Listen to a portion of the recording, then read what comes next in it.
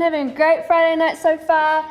If you have any highlights from today or yesterday, let us know in the chat. Fantastic. Stay active in those chats, guys. Let us know what's going on. Talk to the people around you. Community, that's what we're trying to build. Yeah. Also, if you missed any of the sessions from this Easter camp, or you want to catch up on any of our previous camps, you can find it all on our YouTube page, so check that out. Yeah. Oh, do you know what that sound means? What's that sound? That sound means it's time for the very first online Tribal Wars!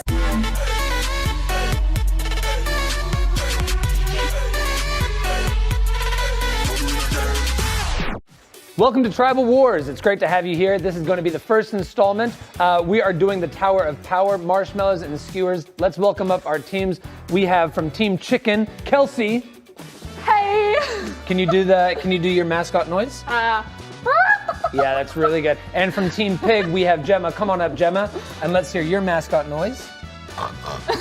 Wow, really nice. Good. Yes. Pick a side, pick the team you want to win. Ladies, we are doing Tower of Power using only the marshmallows and skewers in front of you. Build the highest tower. You have 2 minutes, only 2 minutes. It'll go by quick. Okay. Each tower must stand on its own at the end of 2 minutes without support. Are you ready? Yes. I'm ready. Highest tower wins. Don't forget it. On your marks, get set, build. Okay. Hey, don't forget at home as well, if you want to partake, if you want to stay involved, do this on your own, record it, send it to your youth pastor or tag us on social media. We would love to see if you can do better than these ladies, which... You probably can. Yeah, most likely.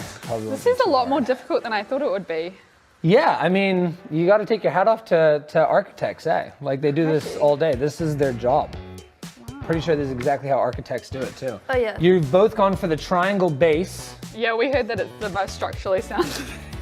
Yeah, that's actually a good fact. You want to tell the people at home? I don't know anything about it, but I just the heard triangle is really pyramid. Strong. Real strong. Really strong. That's it. Three-faced pyramid, real strong. Three-sided pyramid is the strongest geometric shape. Do you reckon I can go up again? I do. See, this is the way. Oh, no, because marshmallows are kind of heavy. They are heavy. Okay, You got to support. You got to get support up to that. We'll get there. You've got this. How much time have we got? This is looking really great. I bet you have about a minute. No. No, she got you. Oh no. Kelsey. Mine is falling Team apart. Chicken pulling apart. Team Pig pulling away with the lead. Where's the structural integrity of this marshmallow? Come on. Oh, wow. Wow. Wow. Wait. I don't have enough hands. I don't have We believe enough brain in cells. you. Come on. Team Pig, let's give it up. Clearly in the win. No, 30 seconds left. I got this. Oh, this is looking really strong now. Yeah, no, we've got You've this. got 30 seconds. Okay. Come on, Kelsey. Come on. Oh my goodness. Oh, this is actually a good race. This is gonna be tight. Come on. Oh, this marshmallow. You've got about 10 seconds. Come on. 9, 8, 7, 6, 5, 4, 3, 2, 1. Hands off. Chicken! Yeah, chicken wins. Look at this. Hey, thank you so much for being here and enjoying with us. We'll be back tomorrow with more Tribal Wars. Stay tuned for worship, but before that, enjoy this video.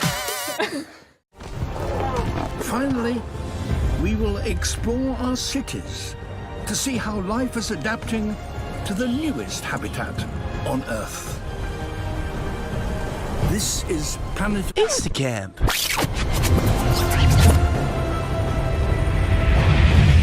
For a male, there's only really one key lesson to learn in his life. To get to the top, he must become a fighter. The battles are so brutal that males need years of training to prepare. Long hind legs are perfect for guiding the ball. The shorter front ones are powerful pushing levers, shifting 10 times the beetle's weight. Upside down and backwards may be ideal for rolling, but it seriously compromises enemy surveillance. The wolves need bigger prey, and to catch that, they must hunt as a pack. One of them gets close enough to bite the hare's tail, but a hare can change direction in an instant.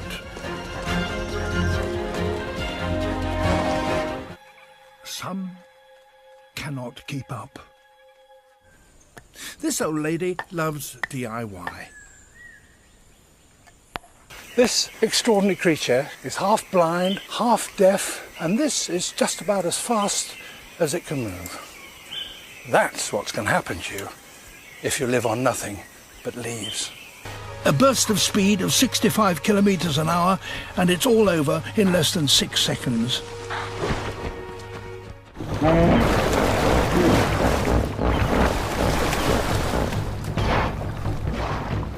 Dazed and disorientated, the impala makes a miraculous escape.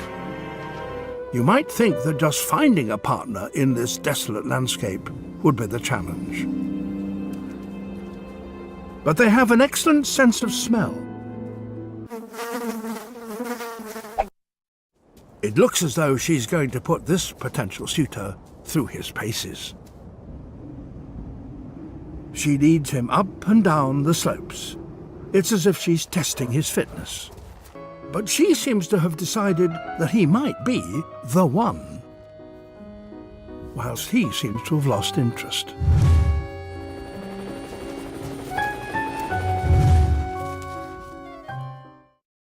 Oh, how good are Tribal Wars? Come on, I know you missed it. Let's hear it for the good. chickens. That sounds nothing like a chicken. Anyways, what else is coming up? Cool, so we've got worship coming up next, but first we're going to check out this video.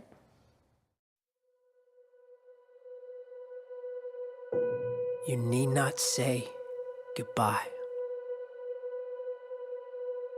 The people will shout my name. Pilate will tell them there's nothing I've done to deserve this, but they will refuse. Pilate will stand me beside Barabbas, a murderer, and they will choose him over me. Pilate will appeal to the priest, insist on simply whipping me to appease their fury. But they will shout it louder, crucify, crucify. But still, you need not say goodbye. My hands will be tied to a post. The sound of the whip will ring in your ears and in your chest. The soldiers will peel the skin off my back. A ring of thorny branches will be pressed into my scalp until the blood runs into my eyes. Oh, but listen, you need not say goodbye. I will carry that cross. I will go to the place of the skull, and there they will drive the iron stakes between the bones in my wrist. With a hammer, they will nail my feet into the tree. I will be raised up as the world waits for me to die. Nevertheless, you need not say goodbye. Between two thieves I will hang. You may hear me speaking to my Father, your Father. You may hear me ask him, why? But child, you need not say goodbye.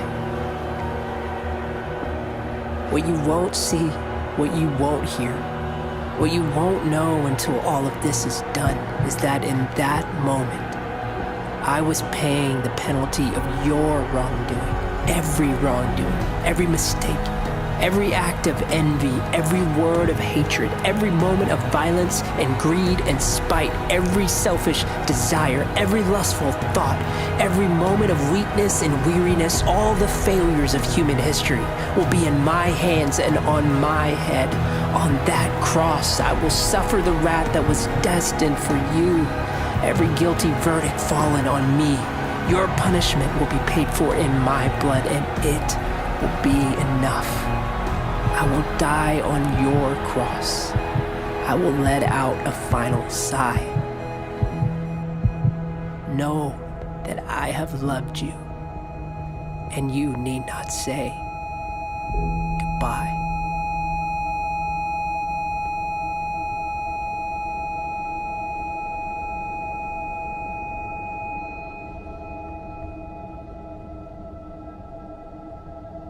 But if you must, if you absolutely must say the word goodbye, then say it like this. Goodbye, fear. Goodbye sorrow. Goodbye rejection. Goodbye shame. Say it like this. Goodbye guilt. Goodbye condemnation. Goodbye all the regrets of the past. Look up at the cross and speak the words. Goodbye addiction. Goodbye chains. Goodbye hopelessness. Right here in this place, say it aloud. Goodbye captivity. Hello freedom. Goodbye loneliness. Hello belonging. Goodbye defeat. Hello victory. This is the end of the curse. This is the demise of the serpent. This is all debts paid. This is, it is finished. Goodbye all the powers of hell. Goodbye darkness. Goodbye dread. Goodbye every sin. Go ahead and say it. Goodbye death.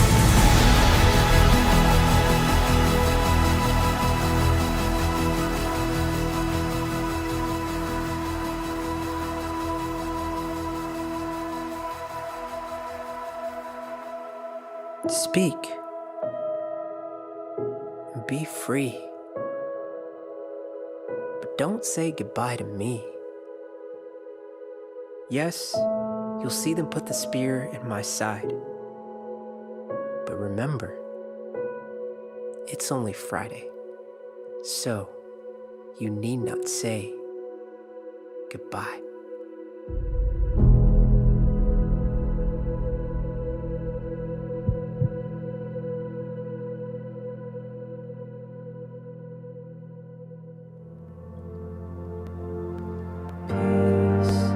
Bring it all to peace. The storm surrounding me, let it break. At your name, still. Call the sea to still. The rage in me to still. Every wave. At your name, Jesus, Jesus. You make the darkness tremble, Jesus, Jesus. You silence fear, Jesus, Jesus. You make the darkness tremble, Jesus, Jesus. Breathe, call these bones to live, call these lungs to sing once again. I will praise Jesus, Jesus. You make the darkness tremble, Jesus, Jesus. You silence fear, Jesus, Jesus. You make the darkness tremble, Jesus, Jesus. Sing Jesus, oh Jesus, Jesus. You make the darkness tremble, Jesus, Jesus. You silence fear, Jesus, Jesus.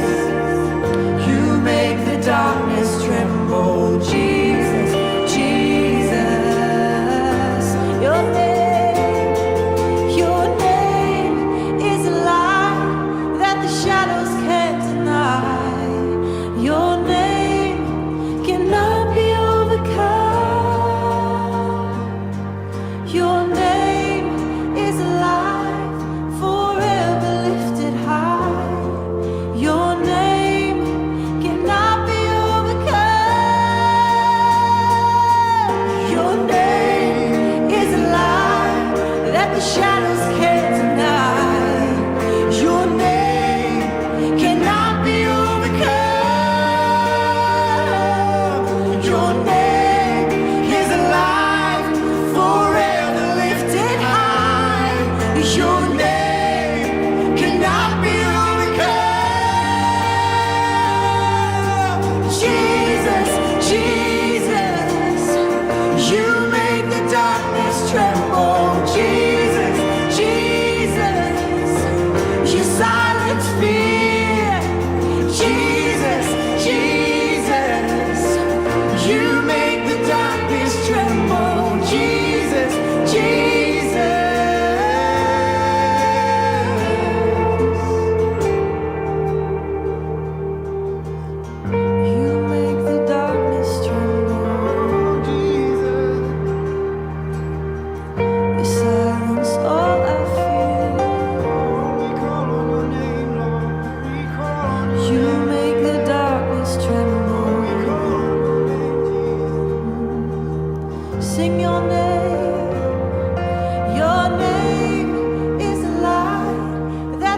shadows can't deny. Your name cannot be overcome. Your name is alive, forever lifted high. Your name cannot be overcome. Say Jesus, Jesus, Jesus. You make the darkness tremble. Jesus, Jesus. You silence fear. Jesus, Jesus. You make the darkness tremble. Jesus, Jesus. Jesus, Jesus. You make the darkness tremble. Jesus, Jesus. You silence fear. Jesus, Jesus. You make the darkness tremble. Jesus, Jesus.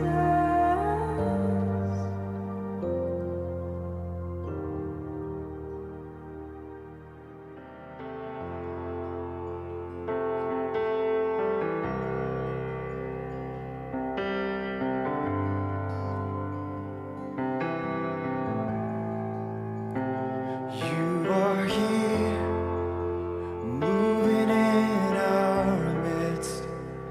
I worship you. I worship you. You are here, working in this place. I worship you. I worship you. You are here, moving in our midst. I worship you. I worship you. You are here, working in this place. I worship you. I worship you. You are waymaker, miracle worker, promise keeper, light in the darkness.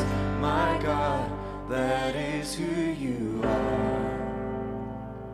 You are waymaker, miracle worker, promise keeper, light in the darkness. My God, that is who you are. You are here, touching every heart. I worship you. I worship you. You are here, healing every heart. I worship you. I worship you. You are here, turning lives around. I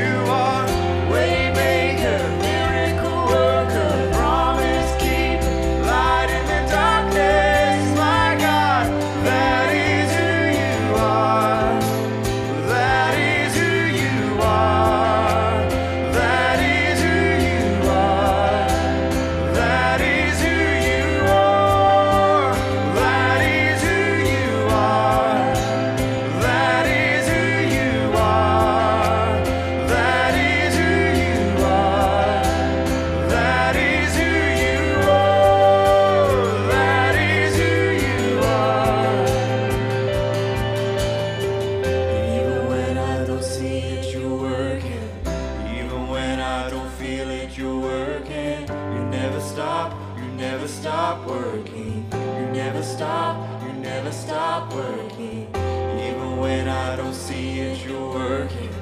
Even when I don't feel it, you're working. You never stop working. You never stop working. Even when I don't see it, you're working.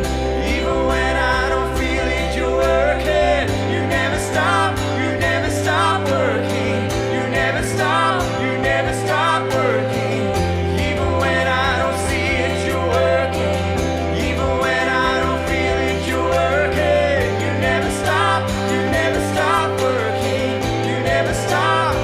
Oh, you are waymaker, miracle worker, promise keeper, light in the darkness. My God, that is who you are. You are waymaker, miracle worker, promise keeper, light in the darkness. My God, that is who you are. You are waymaker, miracle worker, promise keeper, light in the darkness. My God, that is who you are. You are waymaker, miracle worker, promise keeper, light in the darkness.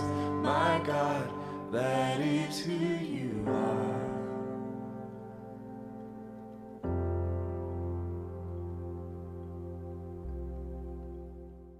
Our next speaker is Jess Lovatt.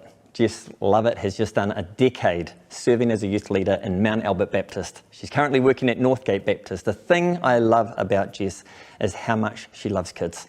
She's always surrounded by kids. She pours into the young people in her youth groups.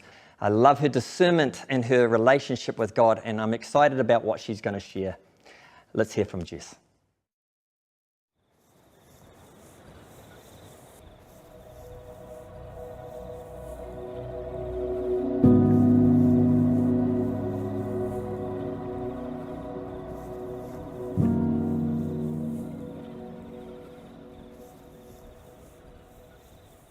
Kia ora koutou, ko Jess toko ingoa, and it is a privilege to bring you tonight's message. Now, we've had some pretty stormy days here in Tamaki, some of which have caused power cuts, and I've got friends that have gone days without power, which means nights in the complete dark. Now, I wonder if you've ever been in a power cut at night on your own.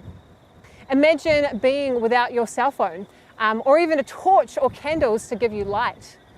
I wonder what your natural response would be. I know for me, it would be to cry out, "Help! Is anyone out there?" Or maybe even to cry out to God. Well, today in our Easter story, there is no light. Caleb has told us about the injustice of Jesus being put on trial and sentenced to death. And so here we are. Jesus has been nailed to the cross and is dying. Scripture tells us that the sky went completely dark, even though it was day. And so Jesus is here in the dark, dying. There is no light. And so Jesus cries out to God, my God, why have you forsaken me?" In other words, where are you? I wonder if you have ever felt completely in the dark. Maybe not a physical darkness, but a mental, emotional, or even spiritual darkness, where it's really hard to see the light or to see God. Perhaps you're in the dark because of something awful, difficult, challenging, or even embarrassing that has happened, and you're wearing the shame of it. Perhaps you've even cried out to God just like Jesus did. "Where are you? I can't see you. The darkness is too overwhelming." Well, thousands of years ago, a woman named Hagar was in this situation. She had become pregnant under very difficult circumstances, and the people around her were wrongly shaming her for it. This shame became too much for Hagar to handle. And so she ran away. She ran away from her home. She ran away into the desert to try and escape it all. Hagar was wandering through the desert all alone in such a dark place. And as a final resort, she cried out to God. And to her amazement, God appeared to her. He comforted her and gave her the confidence to face her situation. Hagar responded by saying, Adonai El Roi, which in Hebrew means, you are the God who sees me, for I have truly seen the one who sees. In Hagar's darkest moment, when she was covered in shame and distress, God saw her. When she couldn't see the light or see a way forward, God saw her, loved her, and called her home, which gave her the confidence and the courage to face the situation that she was in. Have you ever felt alone in a situation? Have you ever felt alone in your shame? Have you ever felt so in the dark that it's impossible to see a way forward? Perhaps you just don't know where God is in your life right now. Let me remind you that God is saying, I see you, I love you, come home to me. Now I am no Hagar, who, by the way, you can read about in Genesis 16. However, I too have had my own Hagar moment where I was in a dark place and cried out to God. When I was about 17 or 18, I had this great group of Christian friends from youth group who I did life with. However, once we left high school, this group of friends kind of left the church, left their faith, and started living very different lives. And I remember being so confused, wondering, what should I do with my life? Should I follow God or follow my friends? It all came to a bit of a head when I found myself in some trouble. In fact, I got myself into some trouble. I was also struggling with an eating disorder, and I just kept finding myself in bad situation after bad situation. One night I remember sitting on my bed sobbing, feeling so overwhelmed by it all, in such a dark space. I didn't know what to do, and so I cried out to God, God, where are you? I can't see you. I'm ready to walk away just like my friends have. Now God didn't answer me directly right there, but I do remember feeling at peace that night. A few weeks later, my uncle, who lived in the Philippines as a missionary, contacted me and asked me if I would like to come spend some time with him and his family in the Philippines. Well, at an impulse, I said yes, and I went. Not because I wanted to do mission work or even travel, simply because I wanted to escape. I wanted to get away from the situation I was in, to get away from it all. And so I spent 3 months in the Philippines. And while I was there, I heard God audibly answer my cry. Again, I was sitting on my bed contemplating life when God said to me, Jess. He said my name. Jess, come home, get baptized, and stay at your church. You'd think I'd be so excited hearing the literal voice of God and Him answering my cry, but I was frustrated. I wanted to stay in this bubble here in the Philippines and not face my situation back at home. And I was ready to walk away from God, so why would I get baptized? And I thought that there was nothing for me at my church, so why would I want to stay there? However, because I heard God speak so clearly, I knew I had to respond. You see, God was calling me home to Aotearoa, but more importantly, He was calling me home to Him. And so I went home. I got baptized despite feeling distant from God, and I stayed at my church, even though it was hard and lonely. But let me tell you this, it changed the trajectory of my life. Because God saw me in my darkest moment, in my shame, when I was ready to walk away, and He loved me and called me home, which gave me the confidence and courage to face my situation. But not only that, to thrive and live a full life with God. So how is this possible?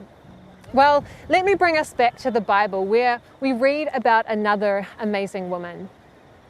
This woman lived many hundreds of years after Hagar, but like Hagar, she too found herself pregnant under difficult circumstances at a very young age outside of marriage, which the society at the time would have considered shameful.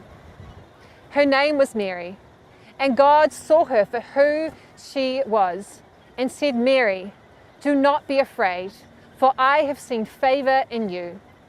Like Hagar, God saw Mary and gave her the confidence to face her situation. But Mary's situation was pretty unique because she was pregnant with a son who had come to show the world that God sees. You see, God's people had been in the dark for years and years, crying out to God. So God sent his son, Jesus, through Mary to show the world that he sees their pain, he sees their suffering, their hurt, their disappointment, their shame, their guilt, their brokenness, their frustrations, anger, sadness, embarrassment, confusion, and doubt. He sees it all. And Jesus' time here on earth tells us that God's response to our cries is, "I see you, I know you, I love you, I have come to make a way forward in the dark. You are not alone. Your home is in me, no matter what." So why would anyone want to kill this Jesus who has come to show us all of this? Yet here we are. Jesus is in the dark. He has been crucified and he is taking on all the shame and pain of this world. We read in Luke 23 that two criminals were also crucified next to Jesus, one on his right and one on his left. And amidst Jesus' darkest hour, he says this, "Father, forgive them, for they don't know what they are doing." Jesus saw both these criminals in their shame and didn't judge them for what they had done, but instead he loved them by offering them forgiveness.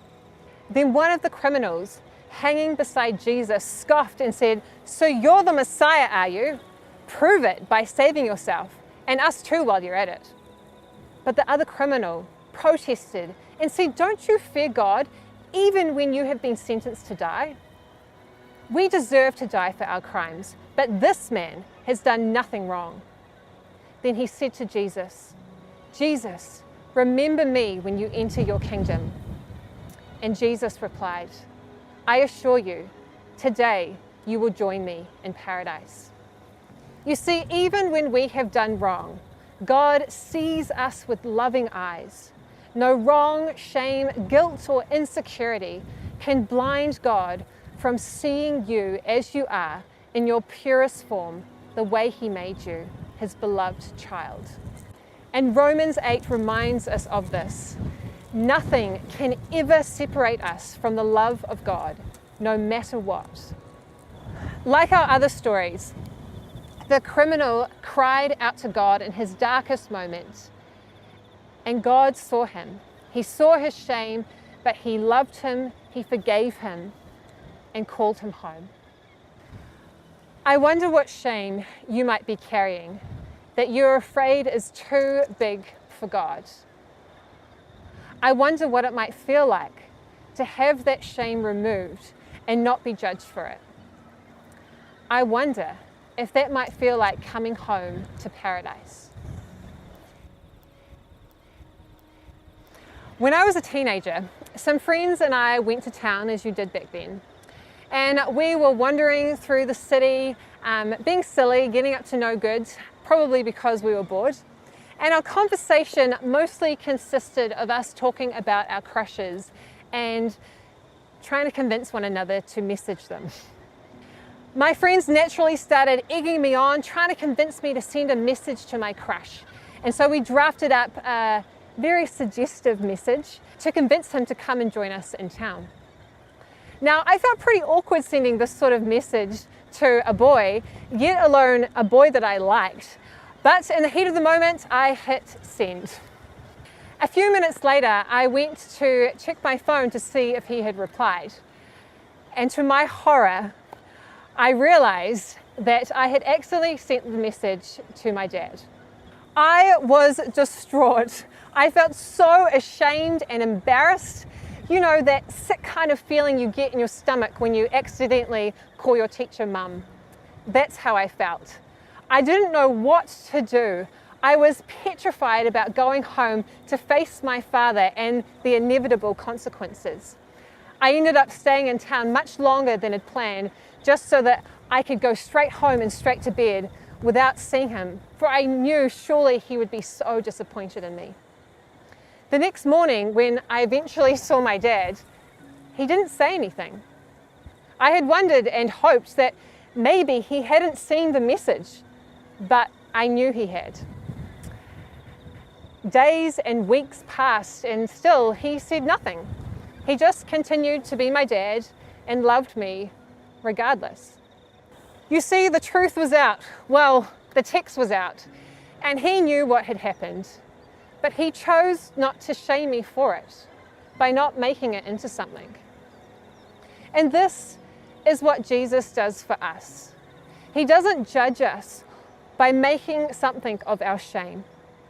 Instead, he lifts our shame from us by seeing us as we are, offering us forgiveness, love, and calling us home.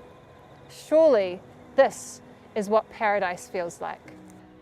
Shame can eat away at us and can cause this great darkness inside of us, making it hard to see a way forward. Because the reality is, humans can't see in the dark, but God can. Even when we can't see a way forward, God is preparing a way for us. Even when we can't see God, He sees us. God wants to free us from this shame and bring us into the light, not to expose us, but to give us the confidence and courage to face our situation so that we can live a thriving life with Him. He's shown us this time and time again throughout history, but ultimately through Jesus' sacrifice on the cross, for we know that the story doesn't end here. So how do we respond to God? The God who sees us amidst our shame and loves us and calls us home no matter what. Perhaps you want to worship Him by declaring, Adonai El Roi, you are the God who sees me, just like Hagar did. Perhaps you want to respond by making a lifelong commitment to walking with God, just like I did. Or perhaps you want to be willing to partner with God for His kingdom purposes, like Mary did. Perhaps you want to acknowledge the wrongs and shame that you have before Jesus and receive His forgiveness, like the criminal did. Or perhaps there is a story in your own life that you want to bring into the light. Perhaps you just need to cry out to God. May I encourage you to spend some time now or over this weekend to talk to a youth leader, or spend some time in prayer to respond in some way to this God who sees you, loves you, and calls you home. So my friends, may the deep peace of Christ be with you. The strong arms of God sustain you, and the power of the Holy Spirit strengthen you in every way as you go into the world to love and serve the God who sees you no matter what.